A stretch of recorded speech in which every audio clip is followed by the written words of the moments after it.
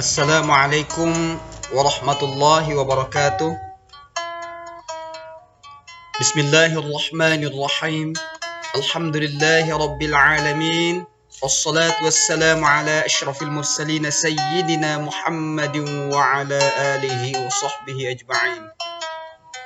Anak-anak sekalian, kembali kita bertemu dalam proses belajar mengajar online. Dan kali ini kita masih melanjutkan materi kita bab 9, dan ini adalah pertemuan keduanya dengan tema faktor-faktor kemajuan peradaban Islam di dunia. Oke, silakan diikuti, mudah-mudahan bermanfaat. Amin ya rabbal alamin. Kita awali dengan lahirnya beberapa keilmuan. Ilmu keislaman terutama lahir akibat persinggungan logika dan filsafat. Di satu sisi dengan bahasa dan sastra Arab yang menjadi bahasa Al-Quran sekaligus sebagai bahasa resmi pemerintahan Islam pada sisi yang lain.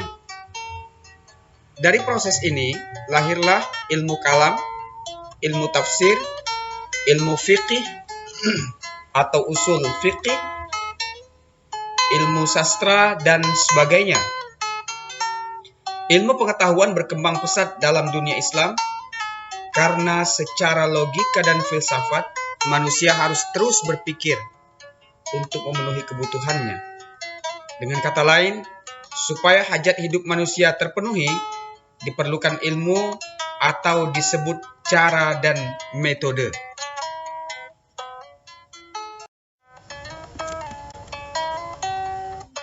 Lahirnya para ilmuwan muslim. Pertama bidang hukum, yakni Imam Malik, Imam Abu Hanifah, Imam Syafi'i, dan Imam Ibnu Hanbal. Kemudian bidang teologi, ada Imam Al-Asy'ari, Imam Al-Maturidi, Wasil bin Atta, Abu Al-Huzail, Al-Nazzam, dan Al-Jubba'i. Bidang tasawuf, Zunnun Al-Misri, Abu Yazid Al-Bustami, dan Al-Hallaj. Kemudian bidang filsafat, ada Al-Kindi, Al-Farabi, Ibnu Sina, dan Ibnu Maskawai. Sedangkan ilmu pengetahuan, Ibnu Al-Haisam, Ibnu Hayyan, Al-Khawarizmi, Al-Mas'udi, dan Al-Razi. Nah, itulah beberapa ilmuwan muslim dengan berbagai disiplin ilmu yang mereka kuasai.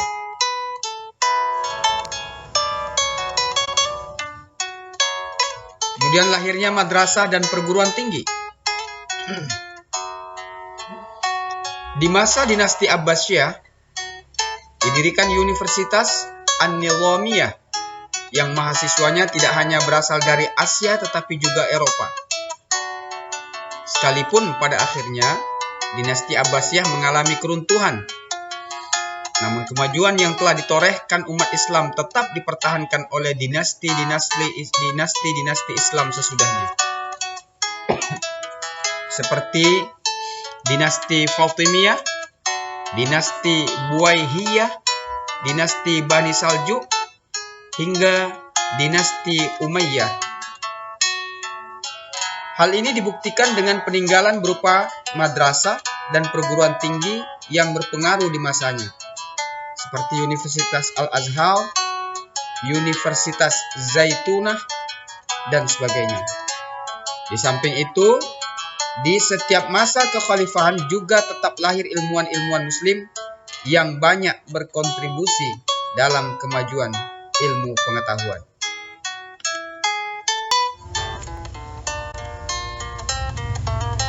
Selanjutnya, faktor-faktor kemajuan peradaban Islam. Nah, inilah beberapa faktor yang mendukung kemajuan peradaban Islam. Pertama, terjadinya asimilasi antara bangsa Arab dengan bangsa-bangsa lain yang lebih dahulu mengalami perkembangan dalam ilmu pengetahuan. Yang kedua, kemajemukan dalam pemerintahan dan politik.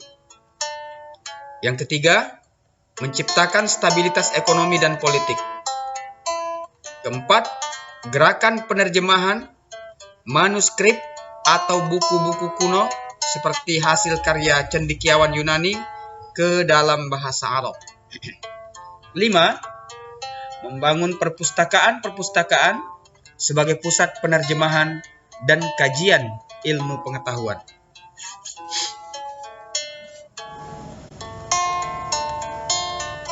Nah, inilah bagian akhir dari pertemuan kita kali ini. Tugas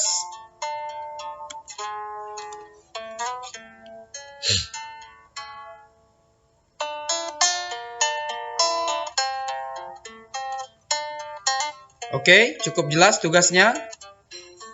Akhirnya Bapak mohon maaf jika ada hal-hal yang tidak berkenan. Dan Bapak akhiri, Assalamualaikum warahmatullahi wabarakatuh.